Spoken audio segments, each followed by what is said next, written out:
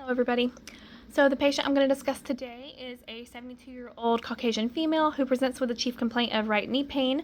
Started about 6 months ago on the top and sides of her right knee. Described as a sharp, throbbing, stabbing kind of pain, and when it's not feeling that way, it's constantly aching.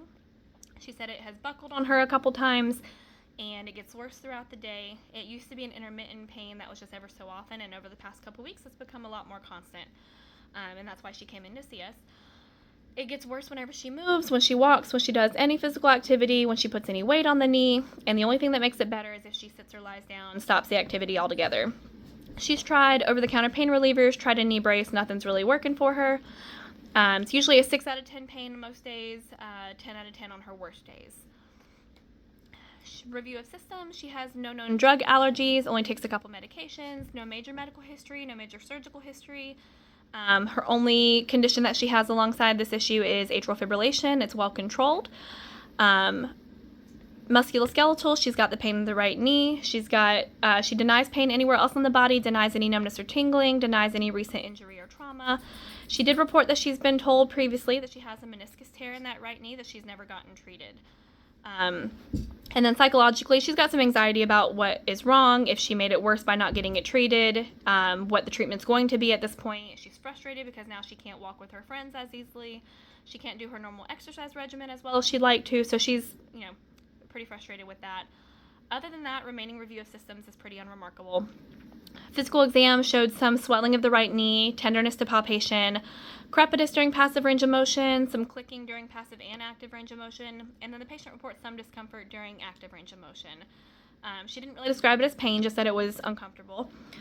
Pulses were equal and strong bilaterally. Sensation was equal and intact bilaterally. Her strength, however, when we did flexion and extension of the knees, on her right side was about a 3 out of 5 and left side was a 5 out of 5. So that right side's definitely weaker. We chose not to assess a deep tendon reflex at this point. One, because we're highly suspicious that it's a musculoskeletal issue and not a neurological one. So given the localization of the symptoms to the right knee, we didn't think it was anything more than, the knee.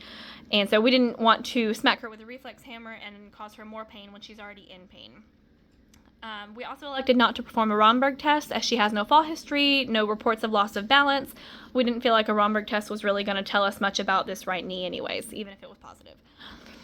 So differential diagnoses I've got in order of most likely to least likely. We've got number 1 is a meniscus tear, number 2 osteoarthritis, number 3 bursitis, and number 4 I added just to touch base on is a knee infection, and that is our must not miss diagnosis if we were required to do that. So analyzing all of those, the knee infection is very unlikely. She lacks any of the other symptoms: no fevers, no chills, no superficial wounds or abrasions that might have allowed bacteria to enter the body. Plus, she's had that pain going on for so long now that if it was an infection, 6 months later she would have some much bigger problems that we would see elsewhere in the body. Number 2, bursitis. I think if she had that, she'd have some redness and warmth to go along with that swelling. She said it was tender to palpate. I think if she had bursitis, it would be painful to palpate. But she does have the pain with movement and constant aching, so those might be some pertinent positives that could support that diagnosis. Number 3, osteoarthritis. Pertinent positives to this one are going to be the unilateral knee pain, the pain that worsens throughout the day, the pain that is relieved with rest. The length of time that she's been in pain could speak to the gradual onset of osteoarthritis. And then her pain is more generalized and not in one specific spot, so all of that kind of makes this diagnosis very plausible. She did not report any stiffness, however, which is, I feel, pretty hallmark of osteoarthritis. After they've done some activity, they usually have joint stiffness after the fact, and she didn't report any of that. Not to say that it rules it out, but I'm honestly not sure if she has that or not. Number 1, most likely meniscus tear. Primary reason is because she told me so. She says she has a meniscus tear and she never got it treated. Honestly, had she not told me that, I would have leaned really heavily to osteoarthritis, but I would want the imaging to confirm or rule out, any alternatives. I'm pretty sure a meniscus tear is a more sudden pain onset and not a gradual one, but because she's been in pain for so long, it's possible that it was a sudden onset 6 months ago, and now she's just gotten used to the way her knee feels, 6 months later. It's gotten gradual because she's already forgotten about the sudden onset 6 months ago. Pertinent positives for a meniscus tear are going to be the crepitus and the clicking sounds that we felt and heard on the physical exam. Knowledge gaps for me are anything to do with musculoskeletal. I feel like I know the conditions fairly well, but if I have a positive test, I don't exactly know what that indicates for the diagnosis. So a positive straight leg raise or a positive McMurray sign, what does that indicate for the diagnosis?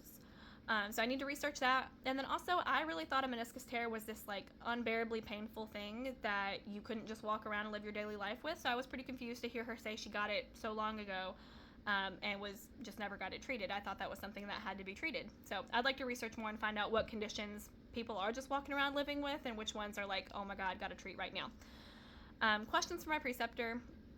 Number one, what assessments are there specifically for a meniscus tear? What can I do to her leg and her knee to tell me that her meniscus does have a problem? Number two, how can I assess a patient who's already in pain with something that's going to cause them pain without hurting them more? Did I make the right decision by not doing the DTRs because it was going to hurt her, or should I have done it to gather more information? And then number three, we didn't give this patient any medication because she refused, but had we done that, what would our choice have been? Stronger than over-the-counter, not as strong as a narcotic, what her first-line choice would have been. Plan for this patient is referral to orthopedics for advanced testing and imaging, x-ray, MRI, all of that. We offered her analgesics that are stronger than over-the-counter, but she did refuse. So we just educated her to keep an eye on the daily maximums for those medications and make sure she's not taking too much of one every day. Alternating Tylenol and Motrin, making sure she's not getting too much of an NSAID in her body. We talked about alternating ice and heat therapy. We educated her about the fact that she has a fall risk and encouraged her to take steps to make her home safer. So moving rugs, sitting down while she puts on pants, stuff like that. Asked her to follow up in about 3 months. If she's working with ortho, there's not really a reason to come see us sooner. But if she can't get in with ortho, or if the pain becomes worse, if it changes, if she's having trouble walking, if she's having trouble performing ADLs, to call us and definitely come in sooner. Cost effectiveness, she has insurance. She's fully aware of the costs that's going to come along with imaging and treatment. And then my self-directed topic is going to be meniscus tears. Thank you so much.